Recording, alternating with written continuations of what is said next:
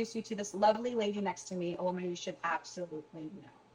Shauna Haider with We Are Branch, and her business is all about helping women build their brand. So tell us a little bit about your graphic design business and what you do. Well, first of all, thank you for inviting me to be a part of Women You Should Know. Yes. So exciting. So I founded Branch in 2013, and my focus is it really centers on helping women entrepreneurs be seen as who they are now. I think oftentimes when we're starting our businesses, we're just in the grind, we're just showing up and just trying to figure it all out. And I think what we forget is that we're evolving in real time. So our focus is really branding women and helping them show up as they're wanting to be seen so that they can make more of an impact. And what we've noticed is that when you show up as your actual self, your authentic self, you're a mirror to your ideal client. And when people can see who you actually are, then they're like, oh, I want to do business with you. I get you. There's a deeper connection. It feels real. It feels like a genuine connection. And then from there, that's kind of how I built my business. Yeah. So I help other women do the same. Yeah, you've been doing this for over 10 years now. Yeah. Yeah, and so when you talk about building somebody's brand, you have a consultation with them, you walk through that. How do you help them find what that actually is? Oh, that's a whole other thing. But I think, so what makes Branch specifically unique is that we don't just dive into the design because we need to get to know you first. Right. So what we do, we have a very detailed strategy process, but by uncovering all those authentic pieces of you and figuring out what actually resonates with you as a person, we're then able to build a brand around those elements. So I think a lot of times without doing that work, what happens is somebody gets a brand done and it feels like a really bad makeover. Sure. It reminds me of 90s talk shows where somebody comes out and they look amazing, but they're pulling on the clothes, the makeup's too heavy, they don't feel like themselves. And they're just going to run backstage and wash off their face. That's a great example, actually. Yeah. Because when you talk about building a business, and you mentioned it briefly earlier, it is about finding your best client. Yeah. So if you don't show up as your best self in the moment, whatever that is, then your clients don't find you.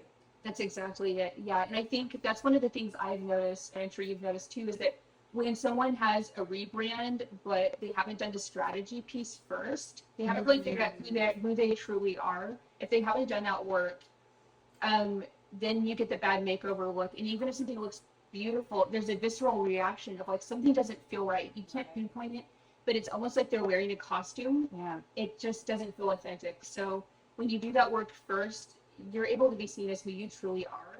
And then you're more excited to market your business because you're shouting from the mountaintops because you're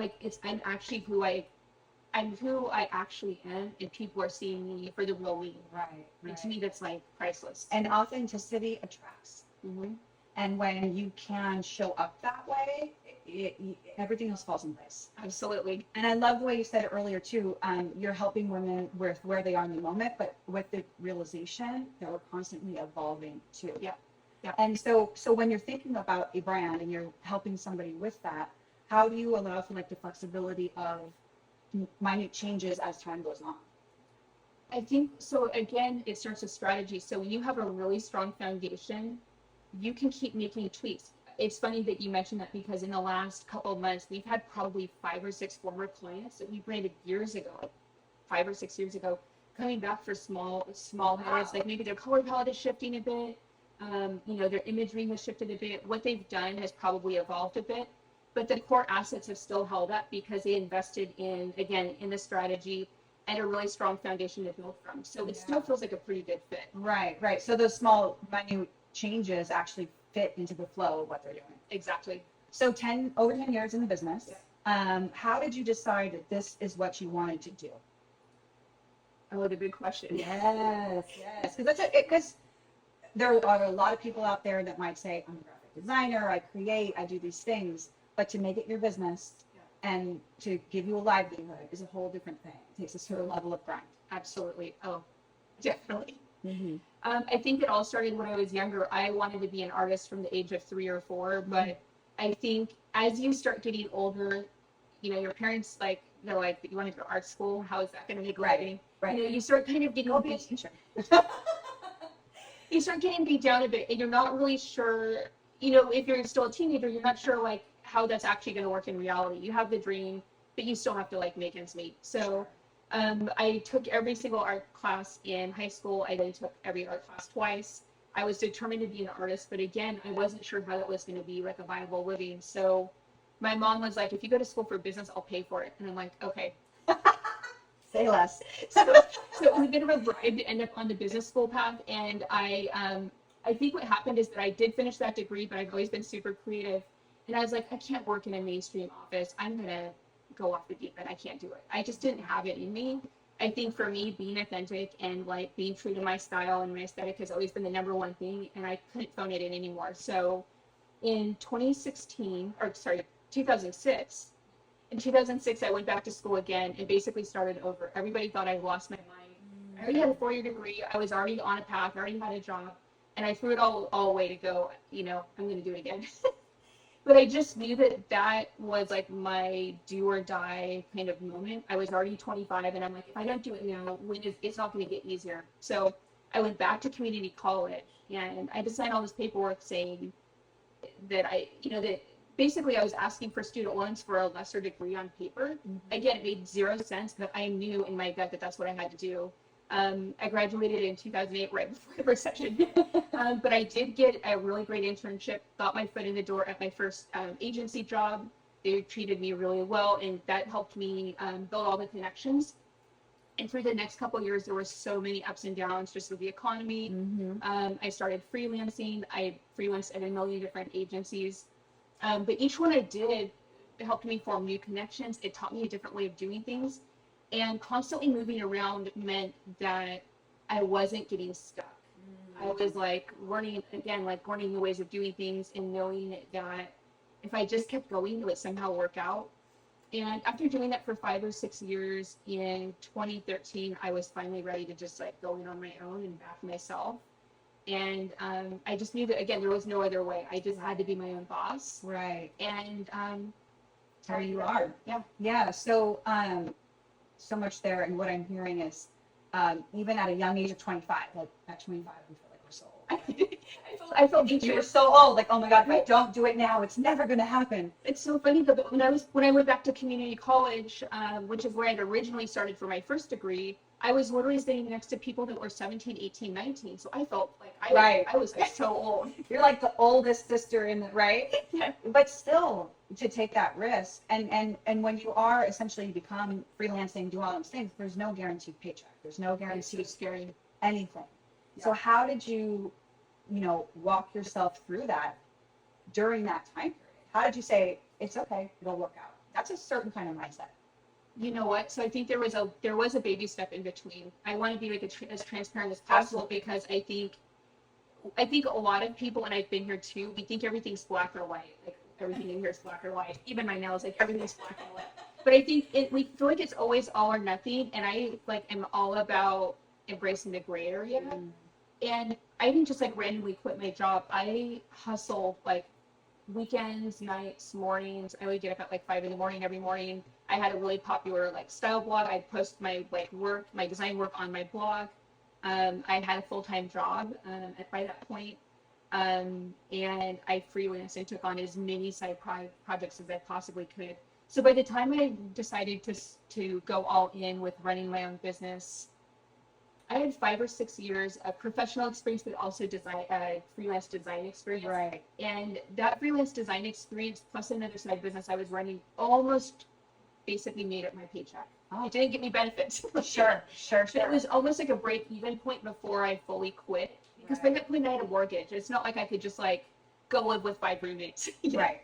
It's like I had to be able to make ends meet. So it wasn't an overnight thing. It was like a mindset of like, I'm going to eventually make this happen. And I basically waited till I was basically breaking even. Yeah. And so still you decided to go ahead and open your own business. Yep. Were you thanking your mom at that moment for Yes. because I think that people don't act right. I don't think that people actually realize all of that has to go into the back end.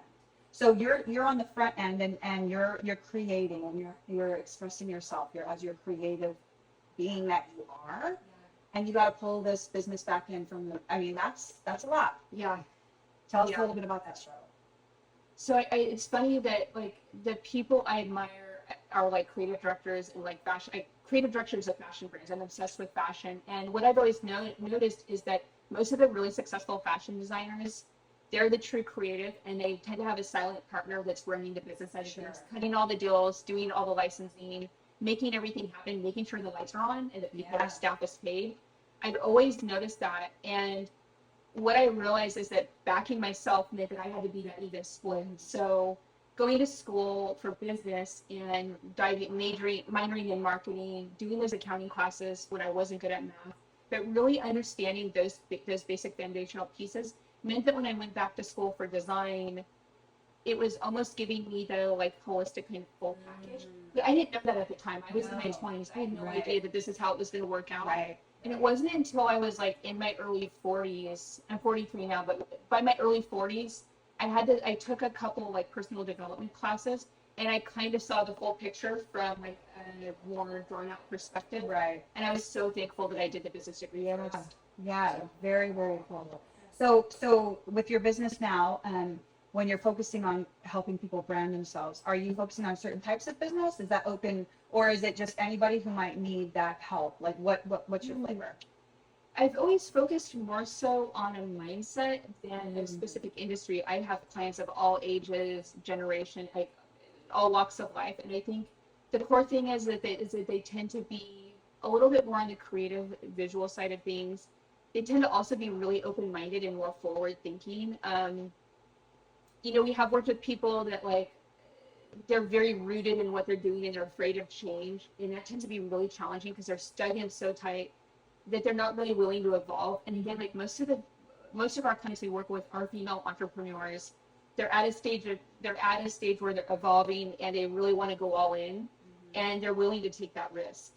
It's like if you're not really willing to take that risk, you're not going to see the results. You're not going to see the results. Yeah, and so your perfect client.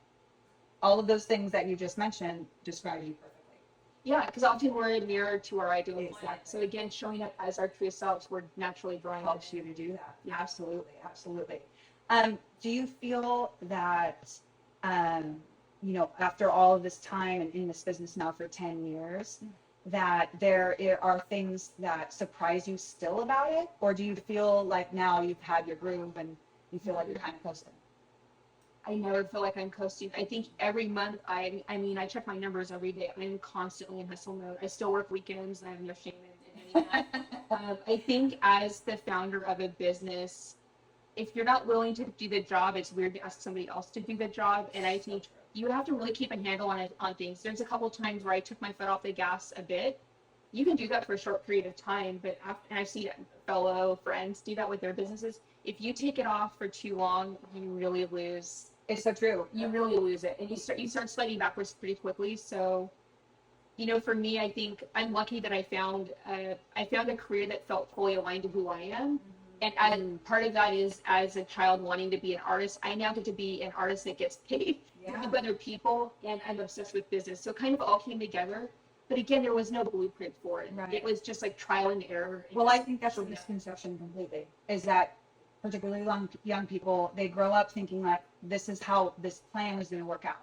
And I'm going to choose something that's definitely going to at least make me this or have this type of living or whatever. Yeah. And it's going to just go like this. But the reality is there is no actual blueprint for where you need to end up in your life. Right. Right. And so you have to take all these different steps. And now you've found this wonderful career that speaks to all facets of you, which is a gift. Yeah. Well, what's that famous quote? Like, life is what happens when you're busy making plans. Yeah. Every time I got too comfortable, the rug got pulled out from under me. And I'm like, I thought I had it figured out. Right. Well, in my business, they say, like, you're working today for what happens in 90 days. Oh. Right. So that's how we have to think about it. So, like, if we take our foot off the gas for 30 days, now we're still another 90 days out. Right. That's such a good perspective shift. Yeah. So you have to be able to tell yourself, like, what you're doing today is not going to show up for another 30 days. So it's really important to have it. And, you said earlier, connections, you use that word a lot. Mm-hmm. And how important have the connections you made while you were grinding and climbing up, how important are they still to you now? They're everything. I think your network is, I'll be honest, I don't actively market that much. Part of that was just grinding solid for I'm actually going to be hitting year 12 in September. But part of that was the 5 or 6 years before that, and like even people that I met in college, like I just never stopped connecting. And I think all the opportunities I had, I didn't know how I was gonna, pay for certain trips when I got invited to like design retreats, or how I was gonna make certain things happen. But I just kept saying yes, and just knowing that if I kept showing up, somehow it would all come together. And I think every time I said yes, I would meet one or two people along the way. And then the same thing happened with people who met me. So one of my closest friends, Pam, she emailed me one day when I was working at my first design job. We met for, I don't know, Thai food. 15 years ago, we met for dinner. We talk every single day. My art director, Sam, she now lives in New York, but she literally emailed me out of the blue one day, right after I started Branch. I met her at a coffee shop. We hit it off, and she's still working for me. It was because she took the initiative and emailed me. Sure. So I think it goes both ways, like just being open and just knowing that if you like are optimistic and you keep a positive mindset and you just show up every day, there's no like grand plan. Nobody has that. Yeah. I think, but organically things just tend to happen if you're open to it. Yeah. 1,000% agree. Like you have to have the work ethic and you have to have the grind, but you also have to have the ability to have the mindset to say, it's going to work out. And I know that I'm on the right path. Even if you can't see what workout means, I'm a super big proponent for thinking positively. And I know sometimes that's really hard for people, but I've seen it happen time and time again, that what happens in your mind and how you feel and think about things really shows up in your world. And it's practice. It's not something that's easy, but it's practice, but it really, really ends up manifesting that way. Mm-hmm. Yeah, and I think we've all had jobs that we didn't like. I worked retail for like all through college. I worked retail jobs, and I think it's there's a process to figuring out what you're meant to do. But I think when you finally find it, I think it's really important to not take it for granted and to just like understand that everybody that is choosing to work with you is helping you get to where you are now. And one of my favorite like metaphysical books is called Happy Pocket Full of Money. I often listen to it while I work. And there's a section that's more so about work. And I think the narrator says something I listened to it as an audiobook, and the narrator says something like, if you're sitting at your desk and you're like, why am I doing this job? I hate this job. And then nothing good is happening. You have to look at why. Everything is energy. It is so true. Yeah. It is so true. I fully believe that. Fully believe that. And I think too, you never get to do it alone, right? Like it is all about the people that you meet along the way, who introduce you to another person that you meet along the way. Right. And that is super selfishly something that Christina and I love about this, is that, we were introduced to you by Miss Sony, another one of the amazing women that we met.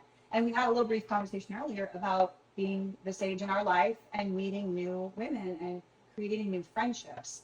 And having that person meet you like right where you are, like they only know that version of you.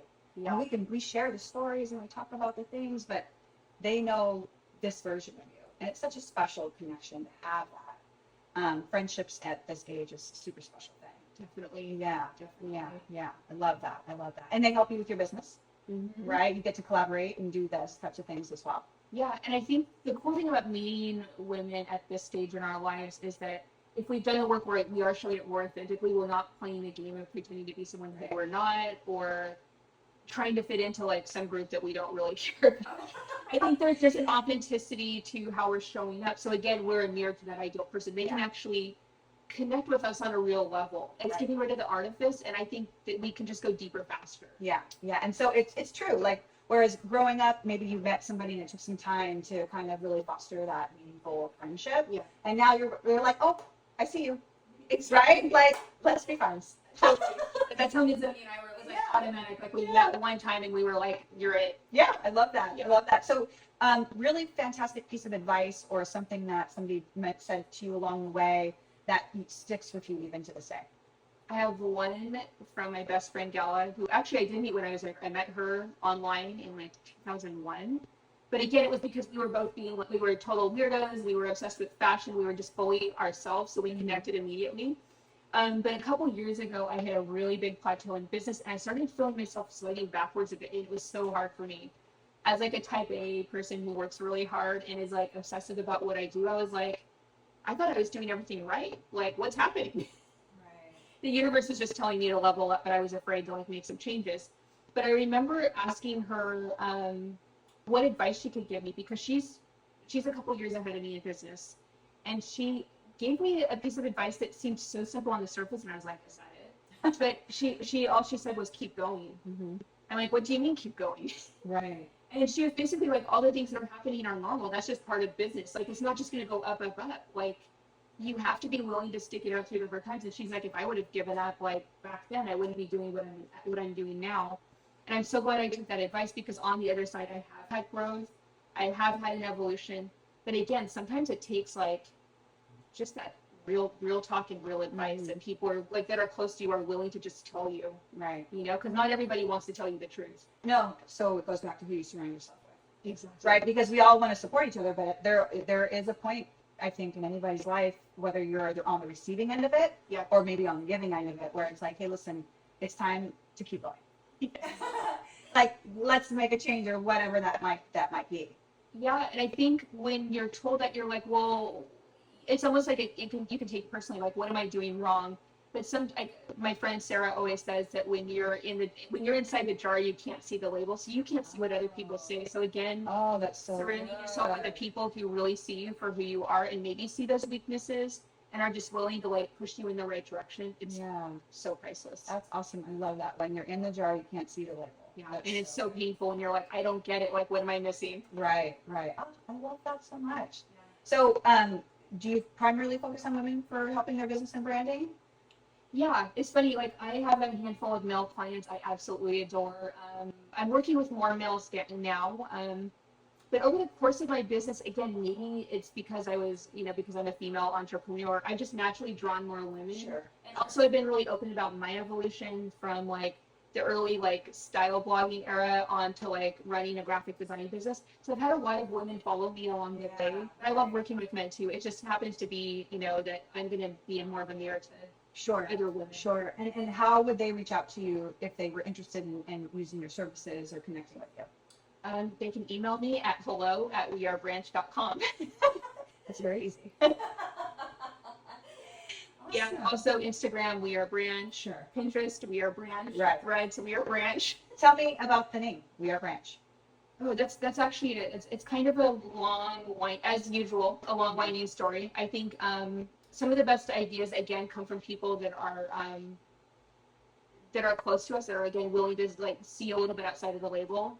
Right. So when I was trying to name my business years ago, I had a blogging name. It's actually my personal Instagram still, Nubby Twiglet, which I know is bizarre, but it was like some goofy teenager nickname that I had. That stuck with me through blogging, and I always held on to it because it was like who I was as a person, just like kind of goofy and unpolished, and I wanted to keep that real side of me intact. So I'd always use that as a blogging name. And then when I was trying to name my design studio, I was like, I couldn't figure it out. I spent 6 months searching for a name. Mm-hmm. And one day my friend Star messaged me and she's like, well, it's like the twig grew into a branch. You're going to have a tree. Oh. And I'm like, that's it. But branch is such a common English word. I couldn't trademark branch. And when I went to trademark branch, I got kicked back with all these random, I don't know, like Italian restaurants called the Olive Branch, and like financial institutions with like something branch in it. And one day I was again trying to figure out like what I could tack on to trademark, and I think it was Starry, and then she's like, just add We Are, and I'm like, perfect.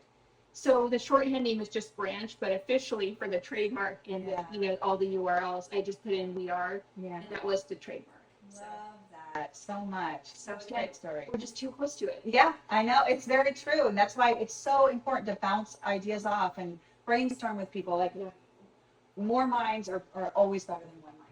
Yeah, and it's funny, these days people use AI for everything, and it's like, why don't you ask your friends? Why don't you just sit around and like talk and figure it out and bounce the ideas off? I know. We're starting a movement.